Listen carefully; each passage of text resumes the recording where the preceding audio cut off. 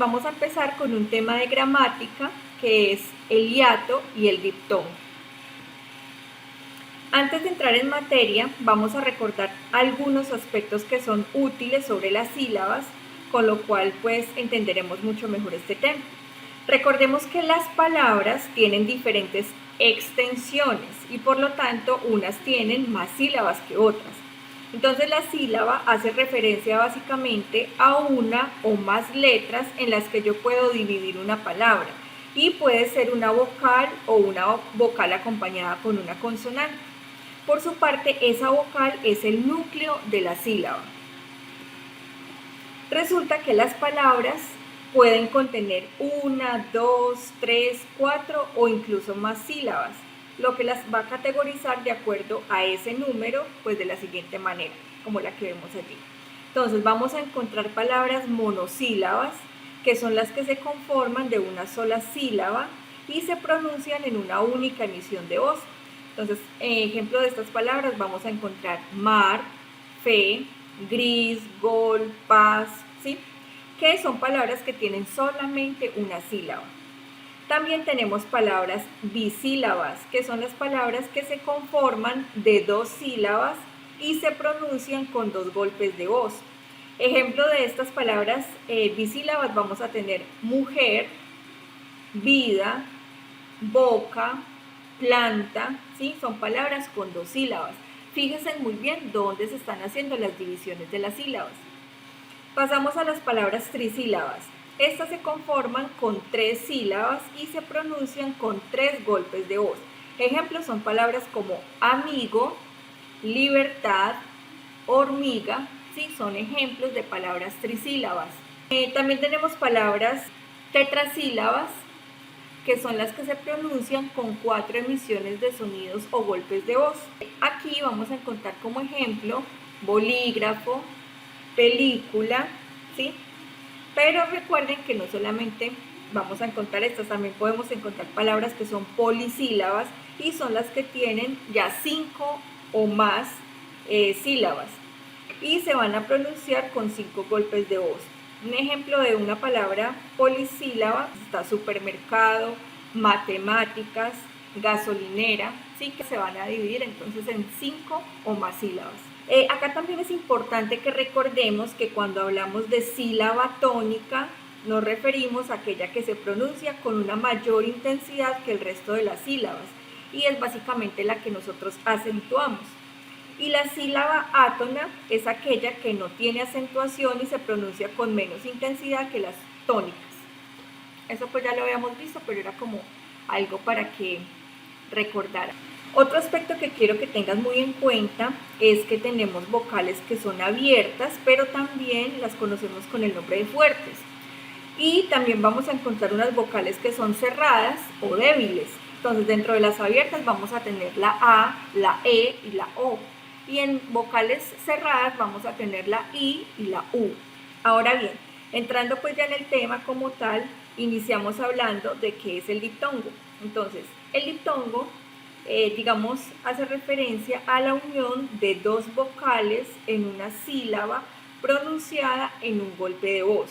Se puede dar por la unión de dos vocales en diferentes casos como los que vemos allí. Entonces, cuando tenemos una vocal cerrada más otra vocal cerrada, vamos entonces a tener como ejemplo de esta la palabra ciudad o la palabra cuidado, pero también vamos a encontrar una vocal cerrada más una vocal abierta. Ejemplo de este va a ser la palabra limpia o la palabra arduo. También una vocal abierta y otra vocal cerrada, o sea, lo contrario a lo que acabamos de decir. Entonces, como ejemplo, la palabra baile o la palabra deuda. Y algo como una nota que quiero aclarar es que las palabras, por ejemplo, la que aparece allí, quiero, cualquiera, estas son diptongos debido a que la U es muda. Así que hay solo dos vocales sonoras. Entonces debemos tener claro que en las combinaciones de sílabas españolas como que y ki, la U pues no se pronuncia, por lo cual no cuenta a la hora de que nosotros miremos si hay diptongos o triptongos. Ahora pasamos a hablar del hiato. que es la separación de dos vocales en dos sílabas diferentes. Y se pueden dar, digamos el hiato se puede dar al encontrarse dos vocales abiertas, por ejemplo la palabra poesía o la palabra caer. También cuando encontramos dos vocales iguales, por ejemplo portaaviones, miren que ahí vienen dos vocales, o creer, que creer también tiene dos vocales en este caso iguales. También encontramos hiato cuando encontramos una vocal abierta y una cerrada con acento. Ejemplo, raíz. Otra palabra con este tipo de ejemplo sería la palabra leído, donde aplicaría la tilde en la I también. Y por último tenemos entonces como hiato, ejemplo de hiato, cuando encontramos una vocal cerrada con acento y una abierta. Ejemplo, vacío, vemos el acento entonces en la I. Otro ejemplo puede ser dúo, donde la tilde iría en la U. Y estos pues básicamente, como ya lo he dicho, son ejemplos para el hiato.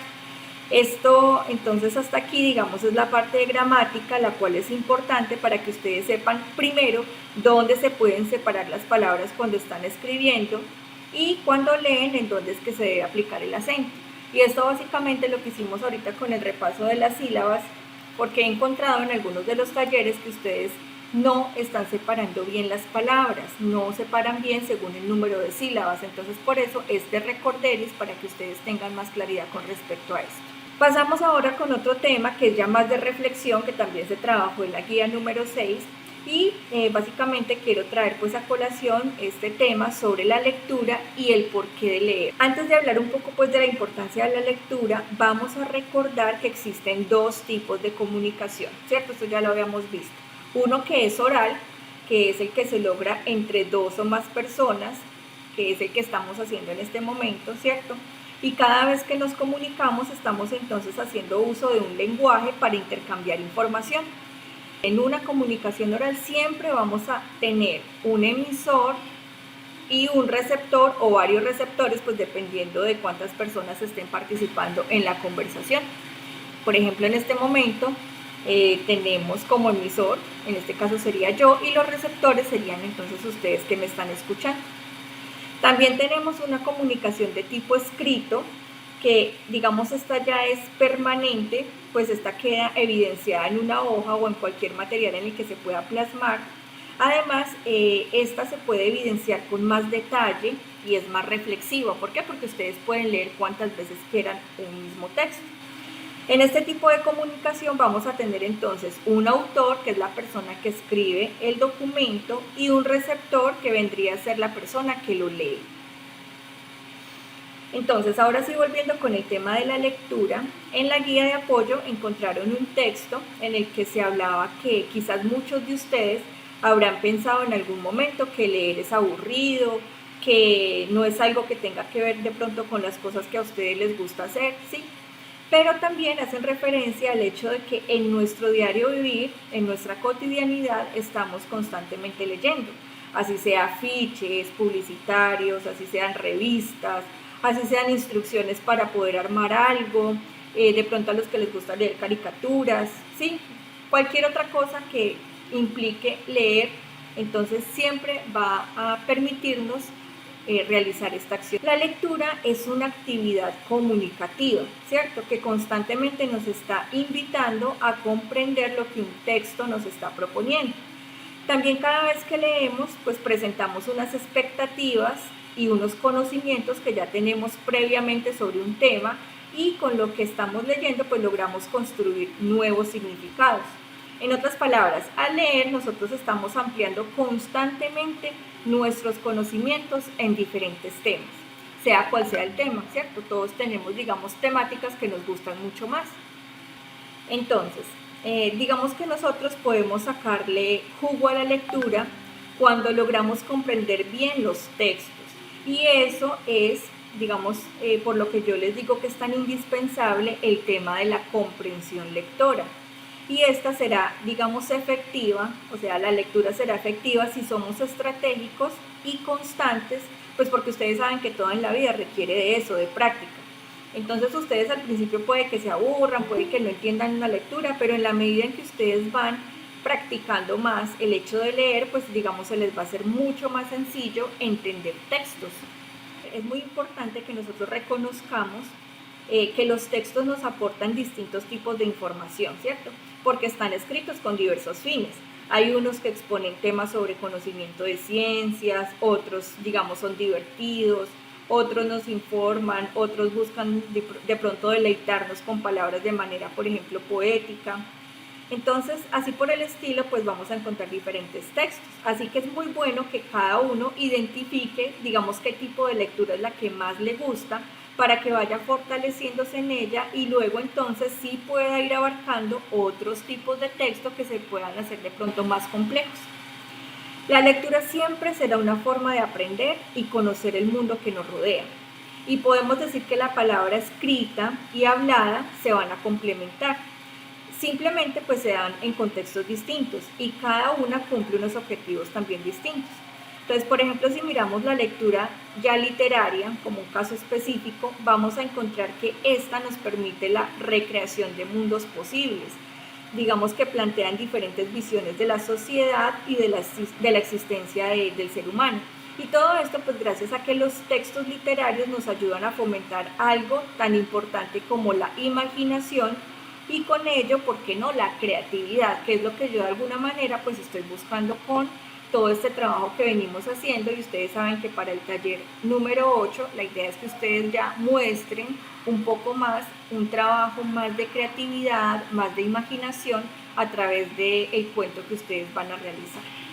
Bueno, ya para finalizar con la clase y con esta reflexión con la cual quería pues avanzar en el día de hoy, voy a leer algo que el escritor portugués José Saramago, quien obtuvo un premio Nobel de Literatura en el año de 1998, respondió precisamente a una entrevista que hizo un periodista, quien le preguntó precisamente por qué consideraba que servía la literatura. Entonces, Saramago respondió el escrito que aparece allí. Entonces les leo. Si bien es cierto que la literatura no ha servido para cambiar el curso de nuestra historia, y en ese sentido no abrigo ninguna esperanza con respecto a ella, a mí sí me ha servido para querer más a mis perros, para ser mejor vecino, para cuidar las matas, para no arrojar basura a la calle, para querer más a mi mujer y a mis amigos, para ser menos cruel y envidioso, para comprender mejor esa cosa tan rara que somos los seres humanos. Entonces, con esta reflexión, ¿sí?, que responde el escritor, pues simplemente podemos, digamos, culminar la clase de hoy diciendo que la lectura de distintos temas no solo nos va a permitir obtener información y ya, sino que también va a permitir que seamos más cultos y mejores personas. Y como él mismo lo dice, puede que la literatura no haya cambiado el curso de la historia, pero sí nos cambia a cada uno de nosotros cuando ampliamos nuestro entendimiento de cómo funciona este mundo. Entonces, jovencitos y jovencitas, la invitación con la que quiero finalizar la clase de hoy es que lean, que le vayan cogiendo el gusto a leer poco a poco. Sí, yo sé que al principio de pronto les puede generar sueño, aburrimiento, pero la idea es que le cojan ese gusto y que poco a poco eso les ayude también a construir una mejor forma para hablar, para escribir, ¿sí? Porque a la medida en que nosotros vamos leyendo más, obviamente vamos mejorando la ortografía, vamos mejorando la redacción. Incluso cuando ustedes leen se van a dar cuenta que la forma en la que ustedes se expresan va a ser mucho mejor.